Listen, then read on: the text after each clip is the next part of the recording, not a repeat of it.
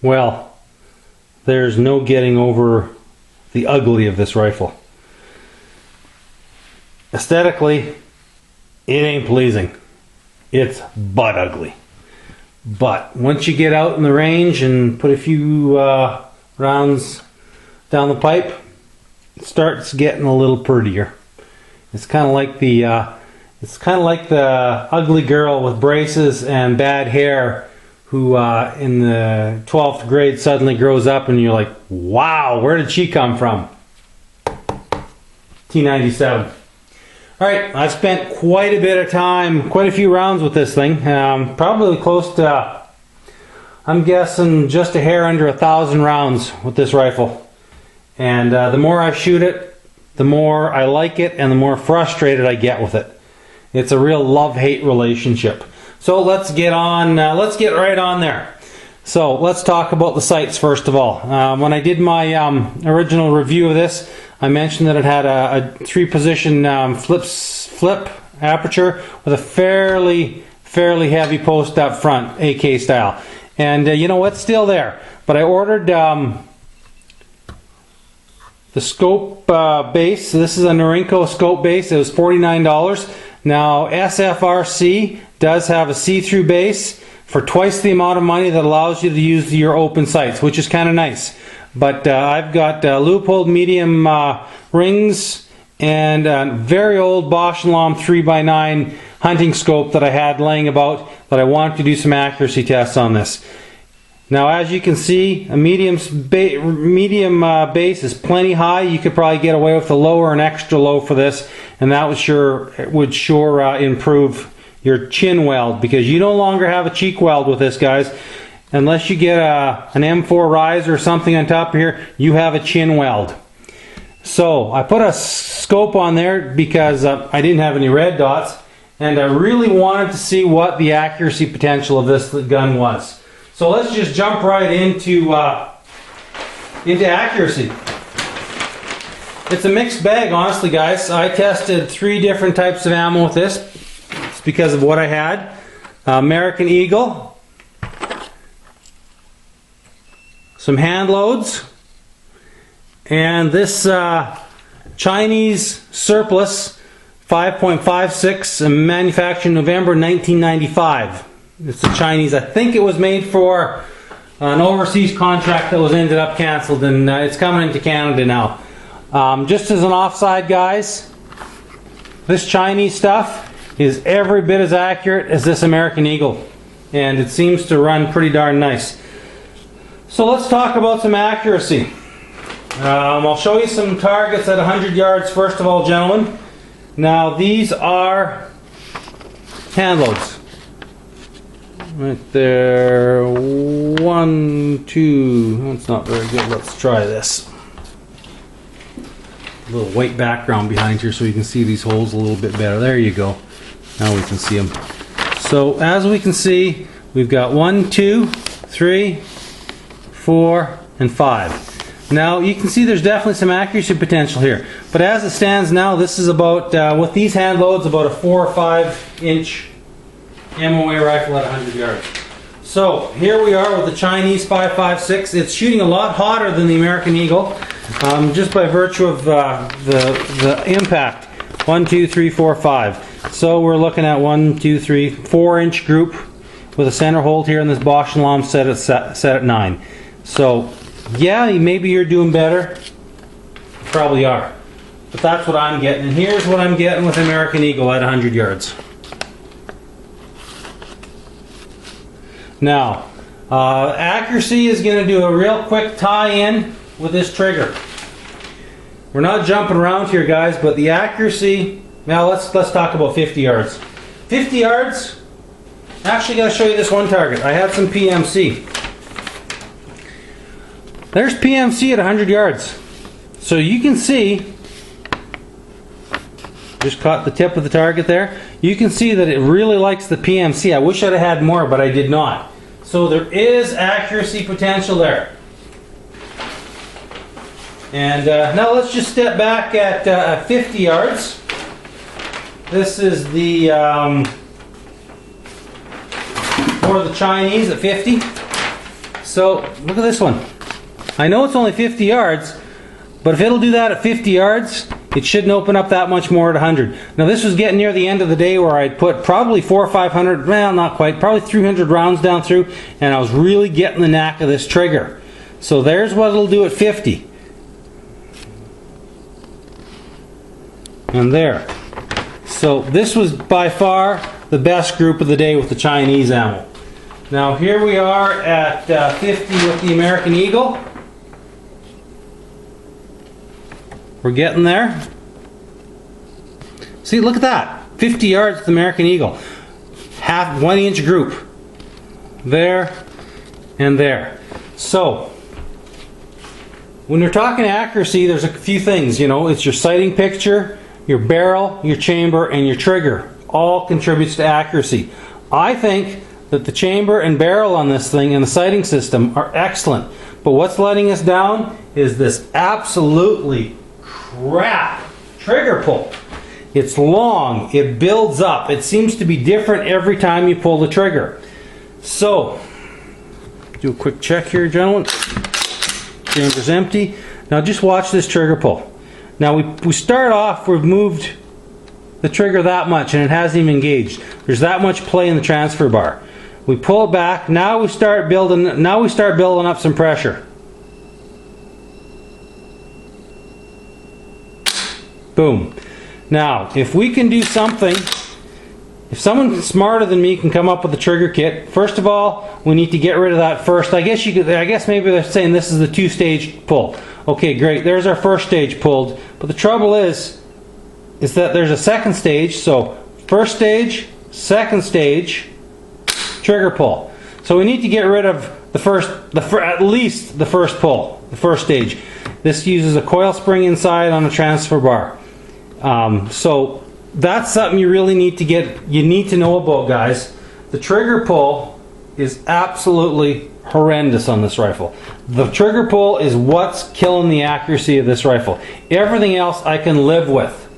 Everything else is pretty damn good on it. So, like I said, once someone comes up with a trigger kit on this thing, this is going to be, I'd give it probably a 9.5 out of 10 with a good trigger, even with the other funky bits to it. Throw a good trigger on this and you have an absolute out of the park home run for $1,000. First friggin' rate. Alright, let's just move forward here. This has a 2-position gas system. 1, off, and 2. Now I showed this in the earlier video, how it goes. Throw a cartridge in there, just like that. Cam it down, swing it over. The top of the bar towards you is number 2, which is for a heavily fouled or a bad load. Right in the middle is off. And top of the bar away from you is number 1, which is for your everyday shooting. Now then, next position, we slide it over, is horizontal, which is allows you to pull the gas plug out and get to the floating plug in there and clean it out. Just so you know, guys, if you've shot this a lot, you may have to tap this out. It's not going to come out on its own. It builds up a little bit of carbon. And once you field strip this and you have to pull this piece off, all your sight has to come off. So that's a little bit of a bummer, but you can clean 99% of this gun without having to remove your sights. So that's a good thing. Alright, gas ejection. Gas ejection on this thing is amazingly strong. It is fantastic. Number 1 kicks them out 30-40 feet straight out to your right. Number 2 kicks it out probably 50-60 feet straight out to your right. One of the kind of downsides to such a strong ejection system, it really pounds the hell out of your brass. So here is a case set of number 1. You can see that huge divot out of the case. So to me, that case is not reloadable. And here's one set at number 2. The divot is even bigger. Now maybe some guys will take a chance and reload that. I'm not. To me, they're going in the garbage. Number 2 is unusable. Number 1 setting is, oh, maybe, but I don't think so. I don't think I want to try and reload a case. It's an awful lot like the old H&K G3 I had. Well, it wasn't really a G. Well, it was a G3. It was a full auto converted to semi-automatic back in the day. The 308 with the fluted chamber. They just blew the hell out of cases. The cases were absolutely unusable. And unfortunately, with this, the cases are going to be unusable as well. It's got a mechanical ejector on, just almost like a old Mauser 98, a big slab of steel hanging out the side. It hits that and they just go ping. They're blasting out. So it's got an extremely good ejection system, extremely good everything. The gas system on this thing is first rate. It just goes and goes and goes. I put 500-600 rounds through it. Didn't drop any oil, any grease, anything. I cleaned it before I took it out and went and ran, like I said, 500-600 rounds through it in the course of 3 days and didn't have a single problem. Having said that, I didn't have a single problem. This little girl is very, very picky about magazines. Very picky about magazines. So the magazine that it comes with is a plain old metal. Honestly, it looks like a piece of crap. It functioned absolutely perfectly. 100% reliability. Now, mind you, in Canada this is pinned to 5. Worked just like a damn. Also worked just like a damn. Gen 1 PMag, Gen 2 PMag. These are 30 rounders pinned to 5. Worked absolutely perfect. I've got 6 in the flat dark earth and 10 in the black. Every single one of them worked absolutely perfectly. So PMags work. They're not even tight. They work like a damn. What else works, guys? Well, the LAR 15 pistol mag, the 10 round pistol mags, work excellent. I had one bad one on here, I'll give you that, but it was a bad mag. It doesn't work in my AR and it doesn't work in my Robinson XCR, so it didn't work in here. But every single one of these I have, all functioned fantastic. No issues whatsoever. They go in, they click in, they're nice and solid. So those work. My other one gets you. All right. My old 5 round pinned 20 round steel US GI mags work like a damn. They work perfectly. They fit, they slide in nice, they eject fine. They work great too. So there's another option for you. Alright, now let's get to the not so good mags. The Robinson Arms 10 round block to 5 round mag worked about 85% of the time, but it did give stoppages that the tip of the cartridge didn't tilt up enough. It did give me problems.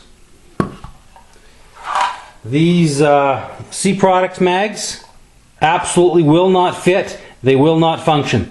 Not recommended in this. I don't like them in my AR either. So that's the C Products LLC from Newington, Connecticut. I bought these on a distributor off of Canadian Gun Nuts. Not recommended for the Chinese T97. And the Canadian-made thermals will not function whatsoever. I've got about 6 of these. Half of them will actually chamber, but for whatever reason, something's hitting back here on the bolt. They will not function whatsoever in this magazine. But you still got lots of option, guys. As far as I'm concerned, if PMags and LAR pistol mags fit, you're golden. I'm sure hoping to see a good supply of these Chinese mags come in reasonably priced now, because they work really, really well. I'm extremely impressed with these magazines. As I am impressed with these LAR pistol magazines. First rate. So you've got magazines covered. Now, I was bitching and moaning about the mag release button. Mag release button is right back here. And here, let me stop here and I'll roll some footage of how I found out in the field the best to go ahead and change mags. Okay, with this Norinco T97, guys, you fired your last round. Boom. Chambers locked open to the open position. How are you going to change your magazines? Now, when I first thought about this, well, I figured, well, maybe we'll reach around and use your index finger, your left hand, and pull it out like that. And then load with load we can. From watching the Chinese military, bang, bang, bang, bang, slide locks open. You can see right in there, okay, slide's locked open. Grab your strong hand goes right here, falls right on that thumb button, kicks her in, pulls it out, bang. Drop it to the ground, get your next magazine up, in, boom. You can either use your strong hand to charge it, or you can go back weekend charging, whichever you prefer. Probably would make more sense to go bang, charge it, bang, right back on target. Okay, so as you can see, best thing to do is, let me show you here. We'll throw a mag in, empty as you can see. Pop her in, strong hand, grab it here, pop the mag out and pull it. Best way of doing it.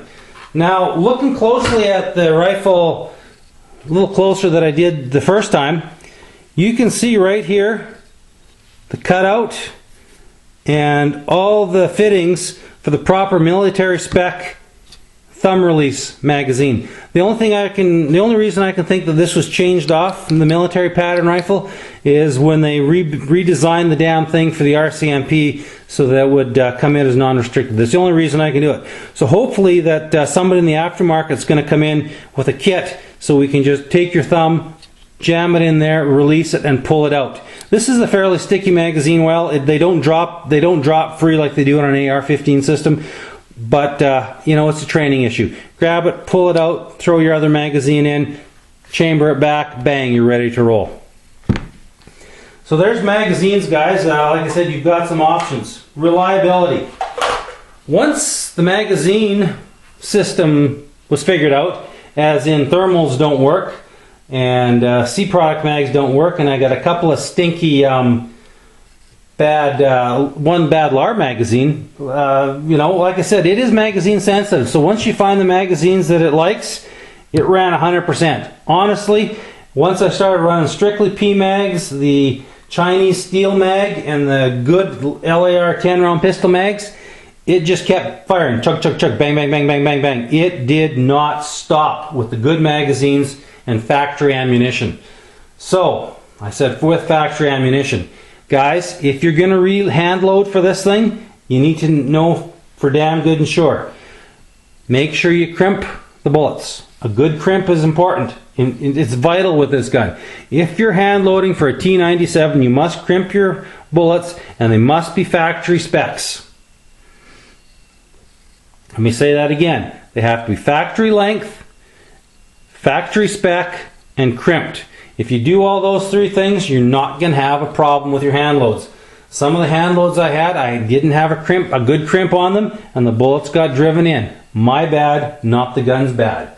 So, hand loads will work.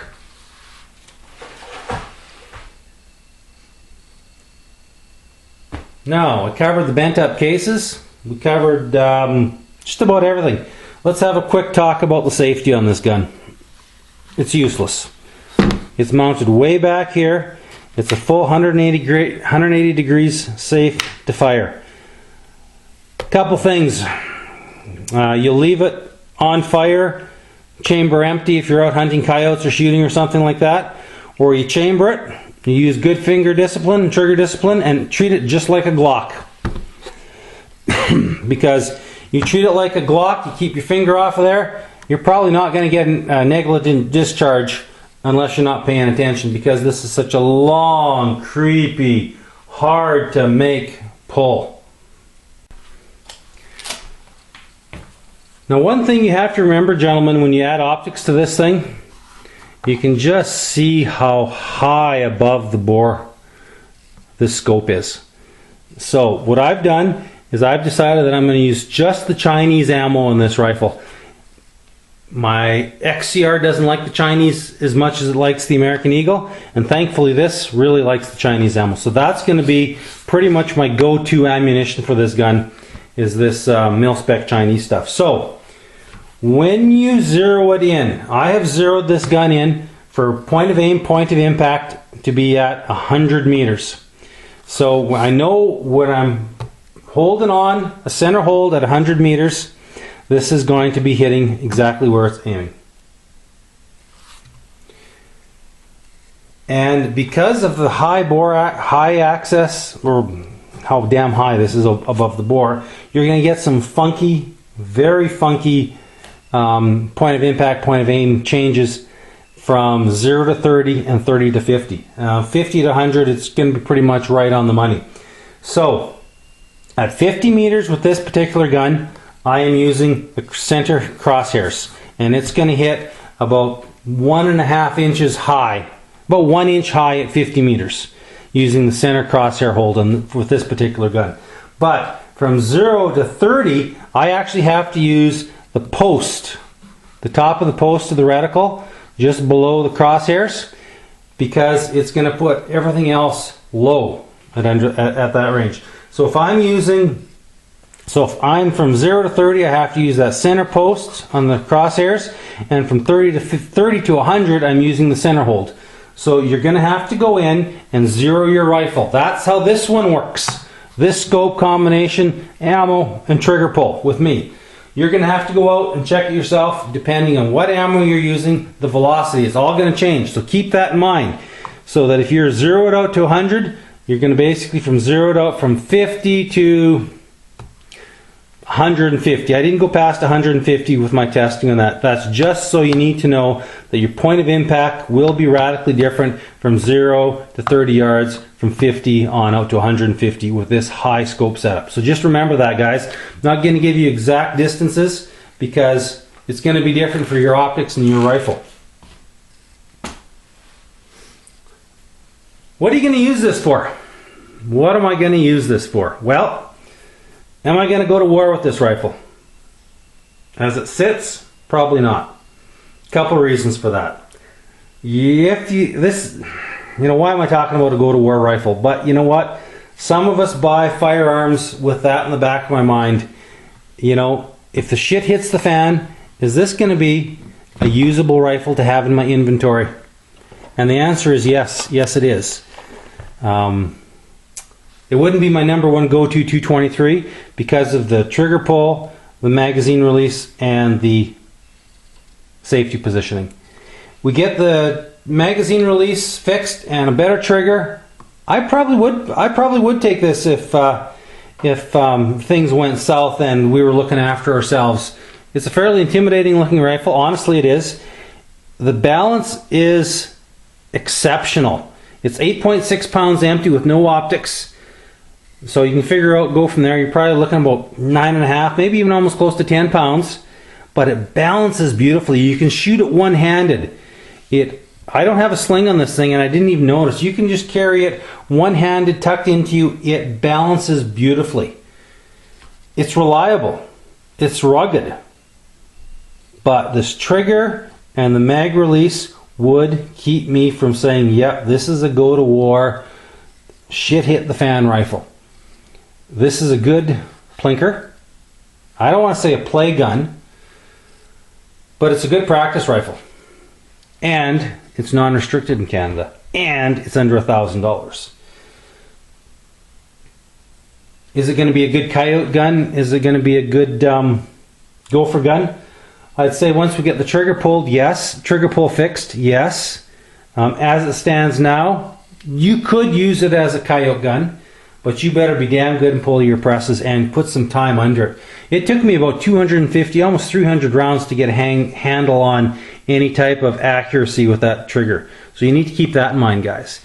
Keep this in mind, is that, what are you buying this gun for? If you want a non-restricted, functional 223 that uses AR magazines for under $1,000, you've got this, you've got a Kel-Tec SU-16, and you've got a Ruger Mini 14, but the Ruger Mini 14 uses its own magazines, and last I checked, those Ruger magazines were anywhere from $55 to $85 if you could get them. Kel-Tec SU-16, I can't recommend. I had one. I didn't have any real issues with it.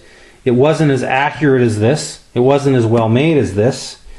It had a better trigger and a better safety, but you put 10 rounds through it and it would heat up and you'd be getting 10, 12-inch groups at 100 meters. And I've seen some real catastrophic failures on low round counts with SU-16s. So there's not much available in this country for under $1,000. So that is a major selling point for this rifle. AR-15s you can get for about $1,200–1,500, but they're restricted. You can only take them to a range to shoot. This I can load up in my quad, go out in the boonies, take the mags, the ammo, and go out and blast to my heart's content and have fun with it and train with it and get trigger time with it. There's not much else out there for that. So, would I recommend the gun? Yes. I'm not going to recommend it without reservations. You need to realize how crappy this trigger is. You need to realize how awkward to use this mag release is and how virtually useless the safety is on this rifle. But it's ugly, it's reliable, and for whatever reason, I love this friggin' rifle. I was thinking about, I don't think I'm going to be able to live with this. I don't think I'm going to be able to handle the trigger pull. But the more time I spent with this, by about day 3, having shot it a couple 300 rounds every day, I was picking this up over my XCR because it was better balanced, lighter, and just as accurate. So, thumbs up or thumbs down? A conditional thumbs up, guys. A conditional thumbs up. So anyway, this is getting to be a pretty good full-length video for me on this T97NSR. Go try shoot one. I guarantee after you get a handle on how the trigger feels, you'll probably want one for your own. Alright guys, thanks for tuning in. I really appreciate it. Take care. Later.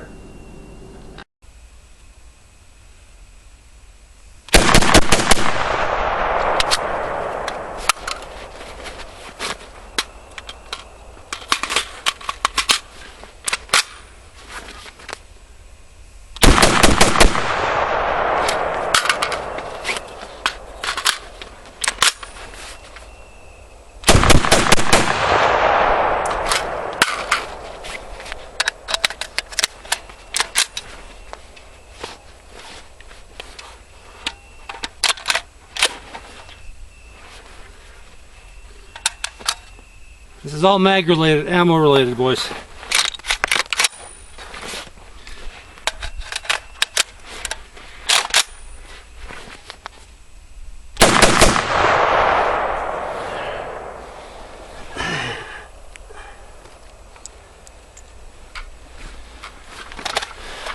Dumping on the ground, not recommended.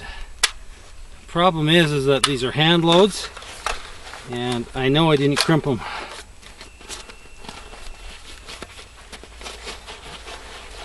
Crimped factory ammo works every time.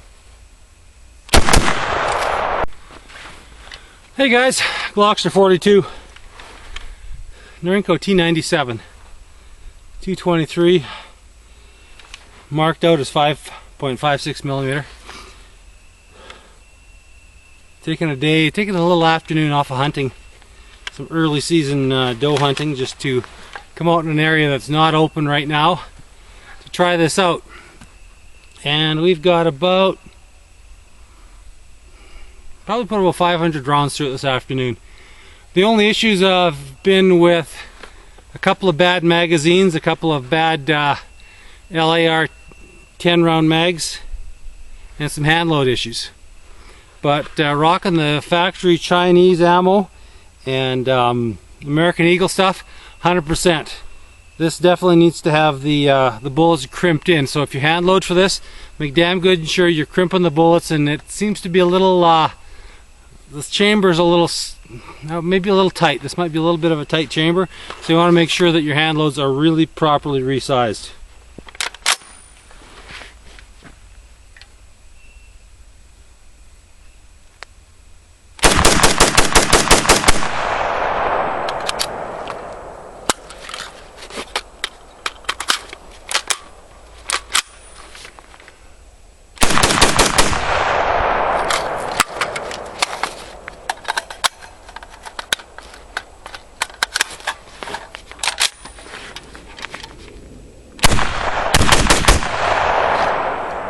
ejection on this thing is crazy. It's 15-20 feet out ahead of you. That's set on number 1, especially with this Chinese military ball ammo. This is how it's functioned with the military ammo and the good magazines. As you've seen, PMags feed like a sumbitch. PMags work really awesome in this, as does this incredibly scuzzy, cheap looking Chinese magazine that came with it. So I'm really hoping that we've got maybe a new supplier of magazines coming in from China, because these have worked 100%. All I had to do is flatten the one rivet out a little bit. So it was just kind of, it was a little bit big, but I like it. I like it a lot. It'll be even more fun to shoot once we get a little bit of optics on it. So thanks for coming out, guys. We're gonna probably roll home and do a proper tabletop. I've got some targets set up and all that kind of good stuff, and some accuracy. It's surprisingly accurate out to 50. My eyes just suck so badly. 50 meters open sights, that's all I'm even gonna try. There's no point in even trying going any farther, because it just ain't gonna be pretty. So anyway, guys, Glockster 42. We're out here in the foothills of the Rockies. Fall day. We've had a little bit of snow, a little bit of rain, but this T97NSR, regardless of the crappy mag release and the safety, recommended. Right now, I'm recommending this rifle. I've put 4 times as many rounds through this already as I have through my SU-16, and it's more accurate than my SU-16 was. So, recommended.